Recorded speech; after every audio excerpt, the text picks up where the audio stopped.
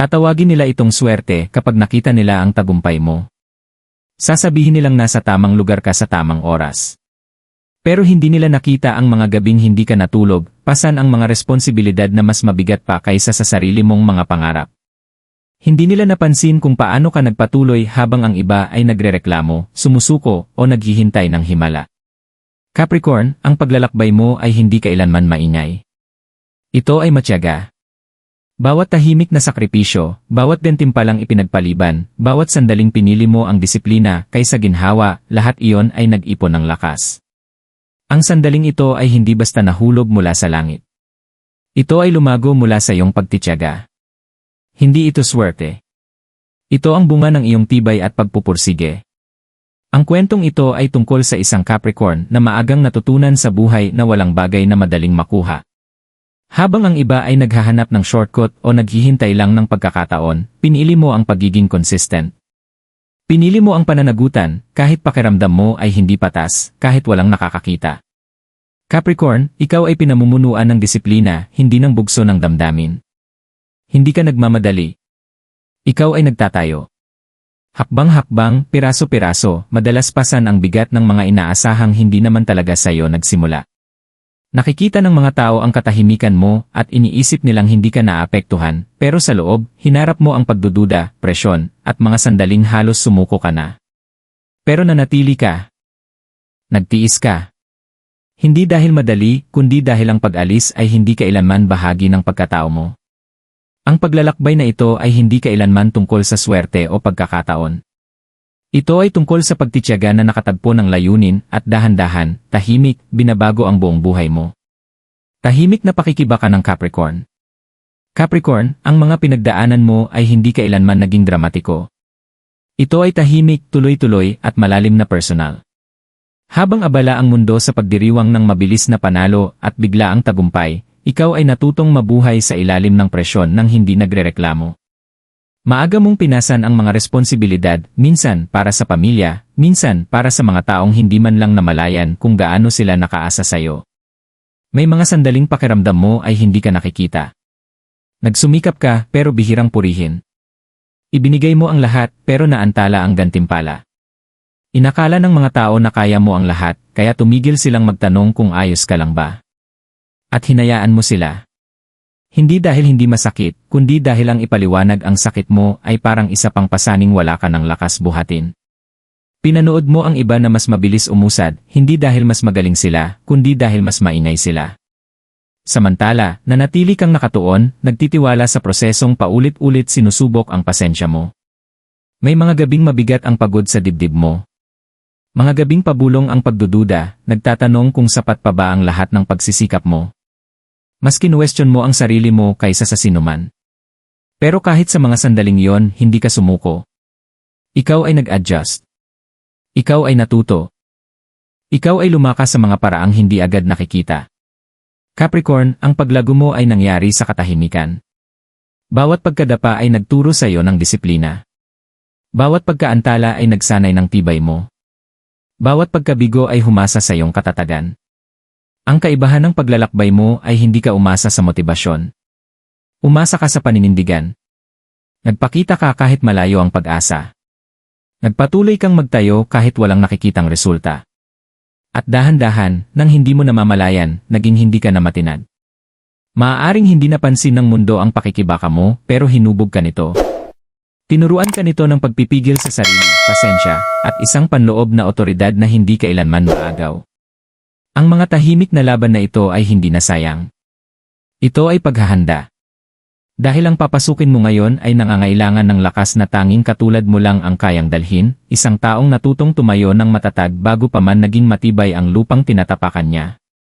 Ang punto ng pagbabago kapag nagsimulang magsalita ang pagtitiyaga.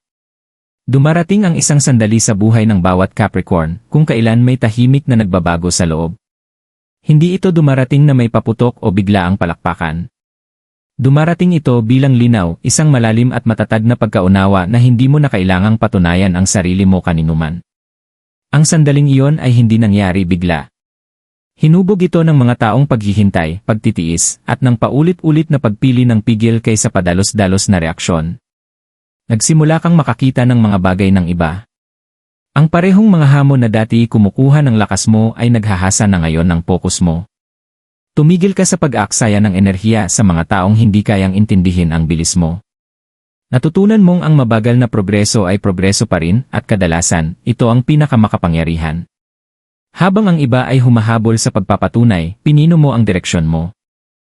Ito ang puntong ang pagtitiyaga ay hindi na parusa, kundi lakas.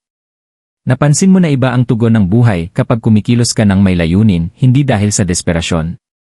Hindi man dumagsa ang mga oportunidad, nagsimula silang lumitaw ng mas matatag at may saysay. Hindi ka na basta humahablot ng tsansa, pinipili mo na sila. Capricorn, ito ang iyong panloob na promosyon. Nagmature ang pag-iisip mo. Tumibay ang mga hangganan mo. Mas pinagkatiwalaan mo ang sarili mo kaysa sa inay sa paligid. Hindi mo na kinatatakutan ang mga pagkaantala, dahil naunawaan mo na ang timing ay hinuhubog ka para sa isang bagay na pamatagalan, hindi panandalian. Ang dating pakiramdam na parang natigil ka ay pagkakaayon pala. Ang mga aral na paulit-ulit mong hinarap ay naghahanda sa iyo para sa pamumuno, hindi sa iba, kundi sa sarili mong buhay. Mas kalmado ka sa ilalim ng presyon. Mas estratehiko. Hindi na padalos-dalos. At ang panloob na kontrol na iyon ay nagsimulang makita sa labas. Maaaring hindi napansin ng mga tao ang eksaktong sandaling nagbago ka, pero naramdaman nila ito. Naging mas grounded ang presensya mo. May bigat ang mga desisyon mo. Hindi mo na kailangang ipahayag ang paglago mo, ito na mismo ang nagsasalita.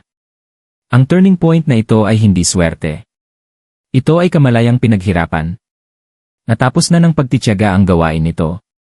At ngayon, nagsisimula na itong magsalita sa pamamagitan ng mga resulta, ng respeto, at ng isang tahimik na kumpiyansang hindi na maaaring baliwalain. Hindi ito swerte, ito ay pinaghirapan. Nang sa wakas ay nagsimulang lumabas ang mga resulta, mabilis itong tinawag ng iba na swerte. Isang magandang tsamba. Isang pagkakataon. Pero Capricorn, alam mo ang totoo. Walang bahagi ng yugto ng buhay mo ngayon ang dumating ng madali o biglaan. Ito ay itinayo sa loob ng maraming taon ng pagpapatuloy kahit walang pumapalakpak, ng mga sakripisyong hindi na itala at hindi pinuri. Ang swerte ay hindi nangangailangan ng disiplina. Ikaw. Ang swerte ay hindi humihingi ng consistency. Ikaw ang nagbigay. Ang swerte ay hindi humihingi ng pagpipigil sa damdamin, paghihintay sa gantimpala, o matinding self-control.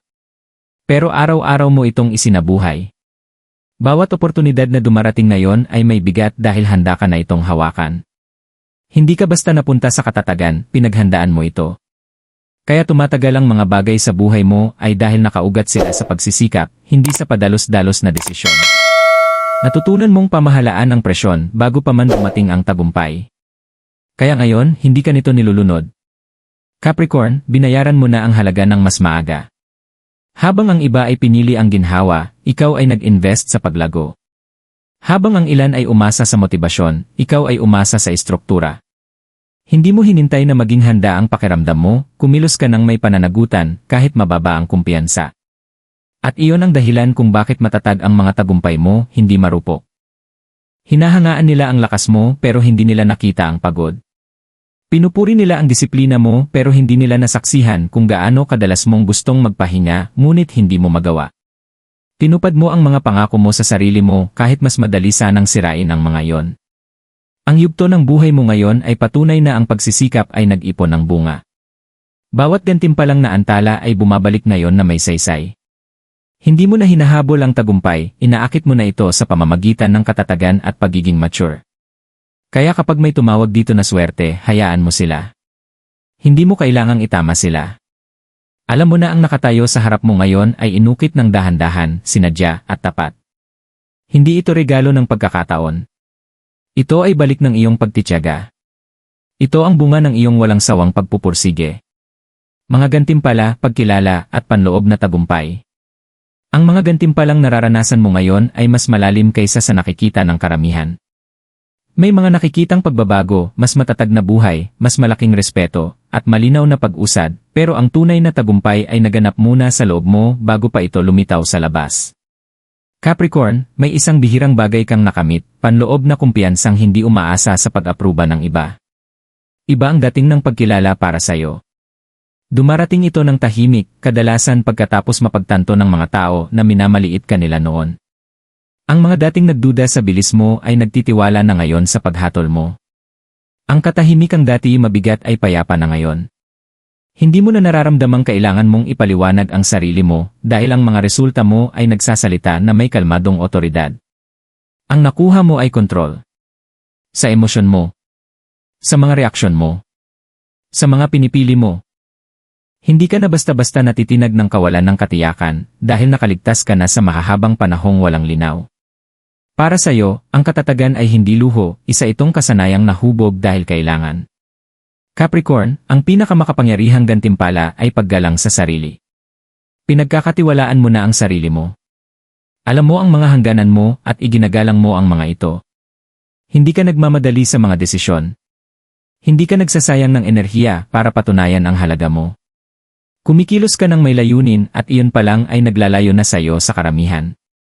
Kahit ang tagumpay ay iba ang pakiramdam kapag nasa kamay mo na. Hindi ka takot na mawala ito dahil alam mo kung paano magsimula muli. Nagawa mo na ito noon. Ang kamalayang iyon ang lumilikha ng tahimik na kumpiyansang hindi kayang agawin ng anumang pagbabago sa labas. Maaaring masipagdiwang ng mundo ang mga kwentong maingay pero ang sayo ay may lalim. Ito ay itinayo sa pagtitiyaga, hindi sa panandaliang excitement. At iyon ang dahilan kung bakit ito ay pangmatagalan. Hindi mo na hinahabol ang pagpapatunay, nakatayo ka na sa katiyakang pinaghirapan mo. Ganito ang itsura ng tagumpay para sa'yo. Hindi magarbo. Hindi minamadali. Kundi totoo, matatag at lubos na karapat-dapat. Isang mensahe para sa Capricorn. Capricorn, kung nakikinig ka rito at tahimik na tumatango, iyon ay dahil pamilyar ang kwentong ito. Sinasalamin nito ang mga desisyong ginawa mo nang wala kang gumagabay. Mga sandaling ikaw ang kailangang maging matatag, responsable, at matiisin, kahit pagod ka na sa pagdadala ng ganitong papel. Hindi ka kailanman itinadhana na mabilis kumilos. Ikaw ay itinadhana na kumilos ng tama. Ang lakas mo ay palaging nasa kakayahan mong magtiis ng hindi naliligaw ng direksyon. Habang ang iba ay naghahanap ng shortcut, ikaw ay nagtayo ng matibay na pundasyon. Habang ang iba ay humihingi ng agarang sagot, natutunan mong maghintay nang hindi nawawala ang tiwala sa sarili. May mga panahong napatanong ka kung hindi ba patas ang buhay sa'yo. Mga sandaling pakiramdam mo'y hindi nakikita ang pagsisikap mo, na parang walang saysay ang mga sakripisyo mo. Pero may halaga ang lahat ng iyon. Sa tuwing pinipili mo ang disiplina kaysa ginhawa, hinuhubog mo ang bersyon ng sarili mo na kayang humawak ng katatagan, tagumpay, at responsibilidad ng may dignidad. Hindi mo na kailangan ng panlabas na pagpapatunay. Ang tahimik na kumpiyansang dala mo ngayon ay patunay na lumagpas ka na sa survival mode. Hindi ka na basta tumutugon sa buhay, ikaw na ang gumagabay dito. Kung wala pang nagsasabi nito sa iyo kamakailan, pakinggan mo ngayon.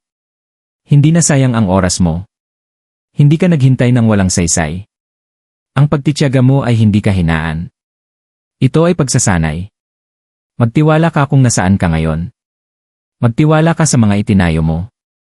At higit sa lahat, magtiwala ka sa sarili mo dahil ang lahat ng papasukin mo ngayon ay pinaghandaan ng taong pinili mong maging noon.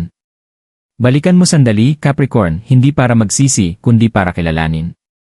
Bawat mahirap na desisyong ginawa mo noong mas madali sanang sumuko ay humubog sa lakas na kinatatayuan mo ngayon.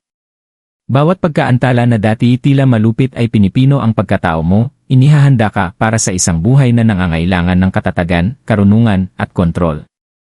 Hindi ka kailanman nahuli.